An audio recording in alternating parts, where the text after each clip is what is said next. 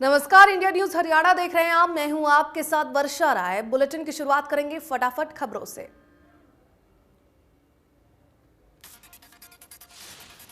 चंडीगढ़ में मुख्यमंत्री मनोहर लाल ने वेबिनार के जरिए सेवा इंटरनेशनल नाम की एनजीओ की फ्री ऑनलाइन डॉक्टर सर्विस 7 को हरियाणा में लॉन्च किया।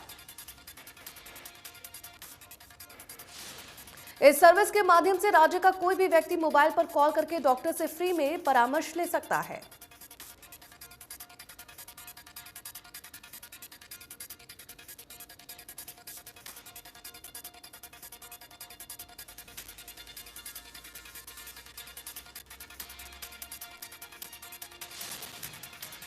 मुख्यमंत्री ने इस अवसर पर सेवा इंटरनेशनल के किए जा रहे सेवा कार्य की तारीफ की। कहा कि सरकार ने भी कोरोना के दौरान मरीजों को ऑनलाइन डॉक्टरों से परामर्श दिलवाया था।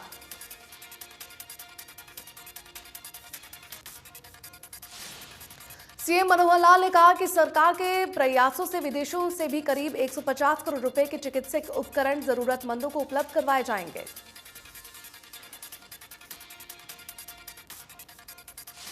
मुख्यमंत्री ने बताया कि सरकार ने प्रदेश में सीएसआर ट्रस्ट का गठन किया है ताकि सीएसआर के तहत आने वाली धनराशि का सही इस्तेमाल किया जा सके।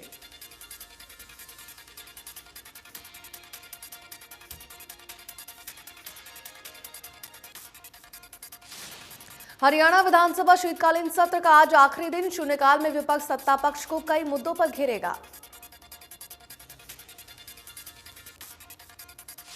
विधानसभा शीतकालीन सत्र में आज कोरोना के नए वेरिएंट पर प्रदेश सरकार की तैयारियों पर विपक्ष के ध्यान आकर्षण प्रस्ताव पर चर्चा करेंगे।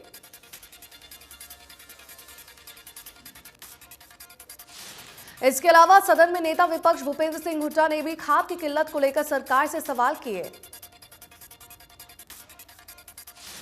भूपेंद्र सिंह हुड्डा ने कहा कि किसानों पर दर्ज केस सरकार रद्द करे, साथ ही जल्द एमएसपी पर कानून बनाने की मांग भी रखी।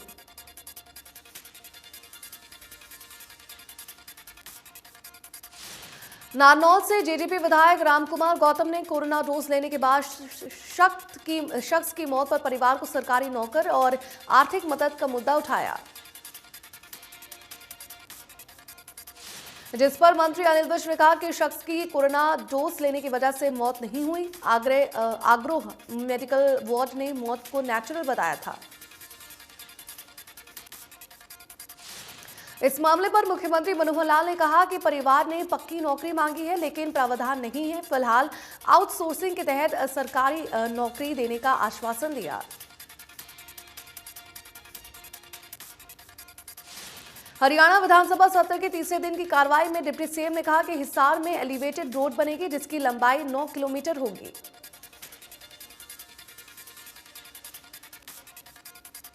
डिप्टी सीएम दुष्यंत चौटाला ने कहा कि रोड से शहर के लिए प्रदेश और निकास मार्ग भी बनाए जाएंगे।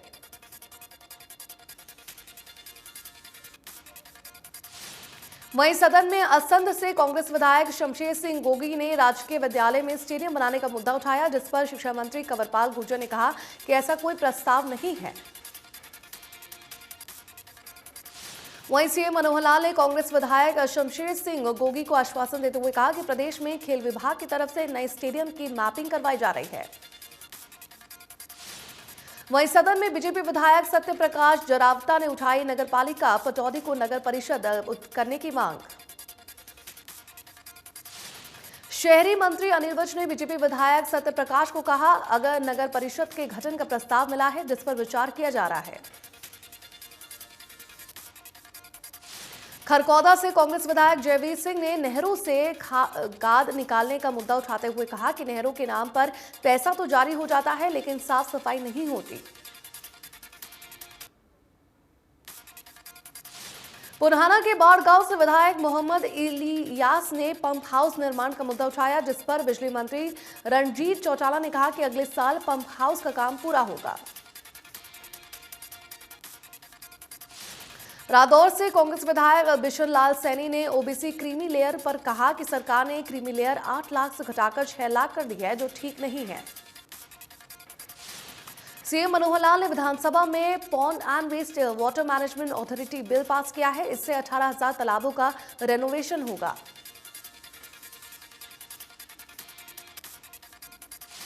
कुरुक्षेत्र में बीजेपी प्रदेश अध्यक्ष ओपी धनखड़ ने कहा कि प्रदेश में आजादी के अमृत महोत्सव के तहत अटल बिहारी वाजपेयी का जन्म उत्सव मनाया जाएगा।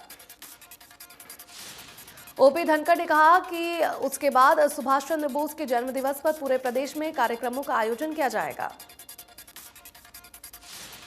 ओपी धनखड़ ने कहा कि बीजेपी का किसानों से कोई मतभेद नहीं है। बीजेपी किसानों के लिए कई कल्याणकारी योजनाएं चला रही है। अंबाला के थानों में लंबी शिकायतों को लेकर आला अधिकारी सख्त हो गए हैं। एसपी जशनदीप सिंह रंधावा के आदेशानुसार अंबाला के एसपी पूजा डाबला एक्शन मोड में नजर आई। एएसपी पूजा डाबला ने अंबाला सिटी थाने का औचक निरीक्षण किया। थाने में पेंडिंग फाइल्स को लेकर एएसपी ने सभी चौकी इंचार्ज और अधिकारियों को बुलाकर फाइल्स पेंडिंग का कारण जताया। रतिया में एसडीएम के आदेशों पर नगरपालिका हरकत में आई। अतिक्रमण कर नियमों की धज्जियां उड़ाने वाले दुकानदारों के खिलाफ नगरपालिका ने कड़े कदम उठाए। वहीं अतिक्रमण करने वाले दुकानदारों को नोटिस जारी किया गया। सचिव ने दुकानदारों को चेतावनी देते हुए कहा कि किसी भी सूरत में दुकानदारों को अतिक्रमण करने नहीं दिया जाएगा। यमुनानगर के डीपीएस स्कूल के 10वीं कक्षा के विद्यार्थी ने रांची में आयोजित राष्ट्रीय स्तर प्रतियोगिता में मेडल हासिल किया है। इसके साथ साथ इस विद्यार्थी का खेलो इंडिया के लिए भी चयन हुआ है। डीएसपी स्कूल में आयोजित समारोह में इस विद्यार्थी को विशेष रूप से सम्मानित किया जाएगा।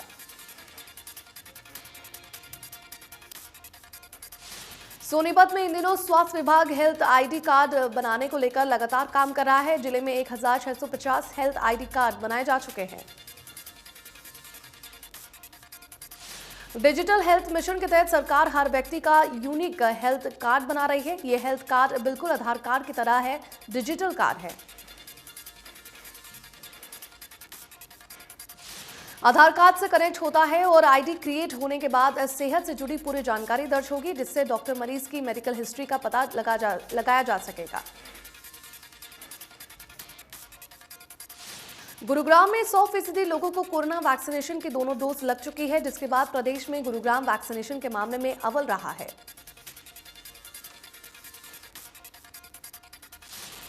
वैक्सीनेशन को लेकर शहर वासियों को पछाड़ते हुए फरीदाबाद के कई गांव 100% वैक्सीनेटेड हो चुके हैं।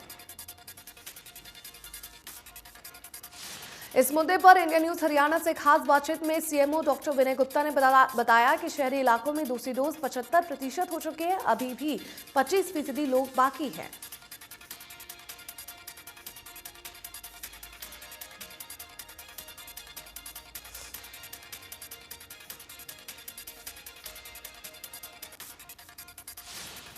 ओमिक्रॉन का खतरा हर दिन बढ़ता जा रहा है। देश में ओमिक्रॉन की संख्या 220 हो गई है। उड़ीसा में ओमिक्रॉन के 2 मरीज सामने आ चुके हैं, जिसके बाद लोगों में हड़कंप मचा हुआ है। महाराष्ट्र में ओमिक्रॉन के 65 मामले आ चुके हैं। लोगों से कोविड-19 गाइडलाइन पालन करने की अपील की गई है।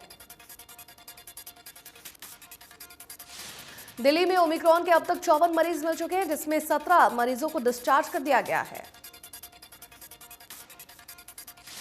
राजस्थान में ओमिक्रॉन के वेरिएंट के 18 मरीज हो चुके हैं। लोगों से कोरोना गाइडलाइन पालन करने की अपील की गई है। कर्नाटका में ओमिक्रॉन के 19 मामले सामने आ चुके हैं, जिसके बाद दहशत का माहौल है। तेलंगाना में ओमिक्रॉन के 24 मामले आ चुके हैं। लोगों से कोरोना गाइडलाइन करने का पालन किया जा रहा है। केरल में ओमिक्रॉन के 15 मामले सामने आ चुके हैं, जिसके बावजूद लोग मास्क और सोशल डिस्टेंसिंग का इस्तेमाल नहीं कर रहे हैं। गुजरात में ओमिक्रॉन के 14 मामले सामने आ चुके हैं। लोगों से मास्क और सोशल डिस्टेंसिंग का पालन करने की अपील की गई है। जम्मू में ओमिक्रॉन के 3 मामले सामने आ चुके हैं। इस दौरान सरकार ने सख्त कदम उठाने के निर्देश भी दिए हैं। रेवाड़ी में भी 134A के तहत गरीब बच्चों को स्कूल में दाखिला नहीं दिया जाएगा। अभिभावक निजी स्कूल में दाखिल दिलवाने के लिए दर-बदर ठोकरें खा रहे हैं।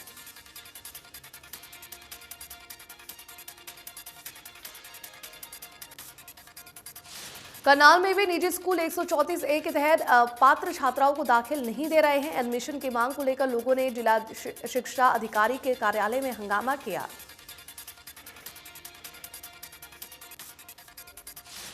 भिवानी में प्रदूषण के नाम पर क्रशर बंद किए जाने के विरोध में लामबंद हुए क्रशर मालिक। उन्होंने रोष प्रदर्शन कर कहा कि 2 लाख लोगों की रोजी का संकट खड़ा हो गया है। बढ़ते प्रदूषण को लेकर एनजीटी के आदेश पर खनन कार्य बंद है। क्रशर यूनियन ने सरकार को दिन का अल्टीमेटम दिया है। क्रशर यूनियन ने चेतावनी दी है कि वो 2 दिन बाद क्रशर खुद चालू करेंगे और सरकार ने रोका तो भूख हड़ताल पर बैठ जाएंगे।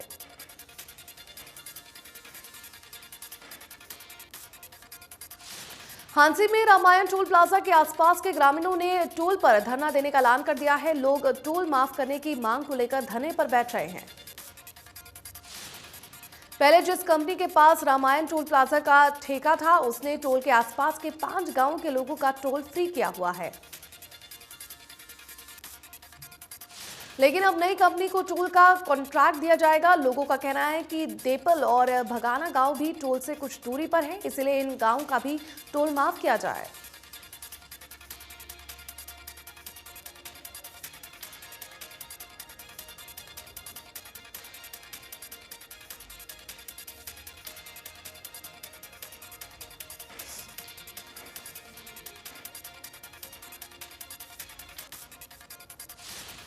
बहादुरगढ़ में स्पा सेंटर पर पुलिस ने रेड मारकर 15 लोगों को आपत्तिजनक हालत में गिरफ्तार किया है। स्पा सेंटर के संचालकों और अनैतिक कार्य करने का आरोप भी लगा है।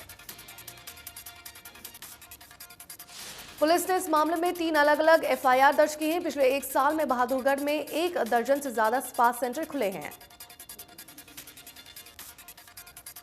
पुलिस को शिकायत मिली है कि स्पा सेंटरों में मसाज के नाम पर अनैतिक कार्य करवाए जा रहे हैं। इसकी के चलते पुलिस ने एक साथ कई स्पा सेंटरों पर छापेमारी की है।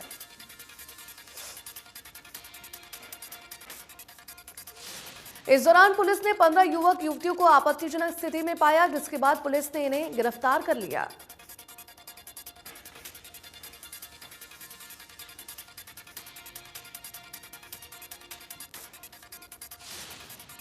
नूंह में आंगनबाड़ी वर्कर और हेल्पर वेतन बढ़ोतरी की मांग को लेकर लघु सचिवालय परिसर में धरना प्रदर्शन किया गया।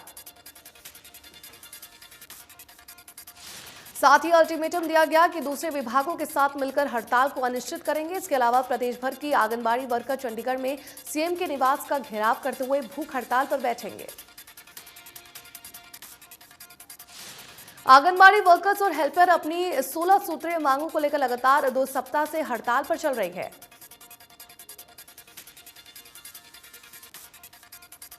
अंबाला की सेंट्रल जेल की महिला कैदी जब जेल में रेडियो जॉकी की भूमिका में नजर आएंगी। जेल के महिला ब्लॉक में कैदियों को रेडियो जॉकी की ट्रेनिंग देने का प्रस्ताव है। इस साल जेल में जेल रेडियो की शुरुआत की गई है। पहले चरण में 6 महिला कैदियों को रेडियो जॉकी की ट्रेनिंग देने का प्रस्ताव है। फतेहाबाद जिले में कॉलेज के बाहर छात्रों के 2 गुटों में आपसी भिड़ंत हुई है। इसी के चलते फतेहाबाद बस स्टैंड पर दोनों गुटों की छात्राएं अपनी हाथों में डंडे लेकर घूमती नजर आई।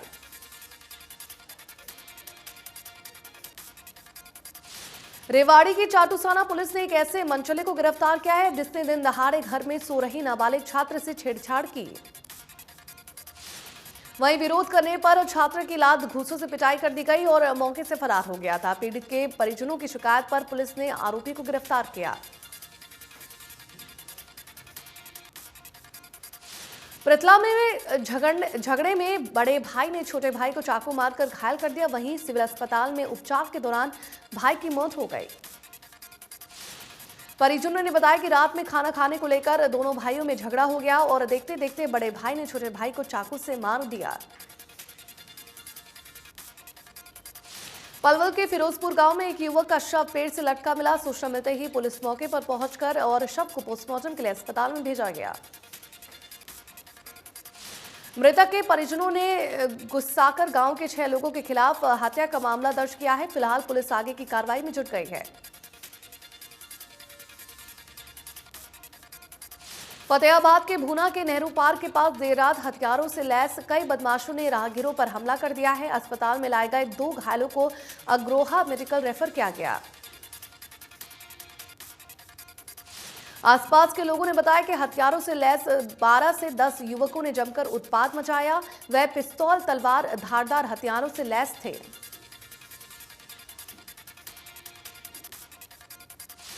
श्रीनगर में मौसम की अब तक की सबसे ठंडी रात दर्ज की गई है। यहां न्यूनतम तापमान 0 से 6.0 डिग्री दर्ज किया गया। वहीं स्थानीय लोगों को ठंड से कोई राहत नहीं मिलेगी, क्योंकि मौसम विभाग ने आने वाले दिनों में और गिरावट की भविष्यवाणी की है। उत्तरी कश्मीर के बारामूला जिले के विश्व प्रसिद्ध रिसोर्ट गुलमर्ग में पारा 0 से 8.5 डिग्री सेल्सियस नीचे दर्ज किया गया।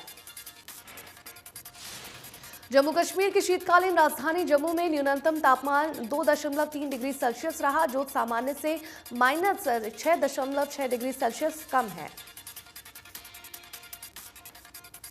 लद्दाख के लेह में न्यूनतम तापमान 0 से 15.3 डिग्री सेल्सियस नीचे दर्ज किया गया है, जबकि कारगिल स्टेशन में न्यूनतम तापमान 0 से 13.1 डिग्री सेल्सियस नीचे दर्ज किया गया।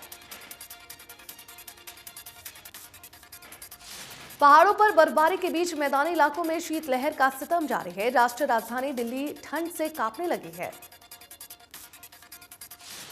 दिल्ली की सर्दी ने अपना रंग दिखाना शुरू कर दिया है। दिल्ली में 4 डिग्री सेल्सियस तापमान दर्ज किया गया। पंजाब और हरियाणा में सर्दी से ठिठुर रहा है। वहीं उत्तर प्रदेश में सिरहन बढ़ गई है। राजस्थान में कश्मीर की तरह औस की बूंदें बर्फ पड़ रही हैं। मध्य प्रदेश में भी लोग ठंड से थरथरा रहे हैं। कश्मीर से लेकर राजस्थान तक उत्तर भारत के राज्यों के कई शहरों में तापमान माइनस में पहुंच गया है। आधे दिसंबर के बाद ठंड का मिजाज इतनी तेजी से बदला कि उत्तर भारत के राज्यों में तापमान में गिरावट के साथ ठिठुरन बढ़ गई है।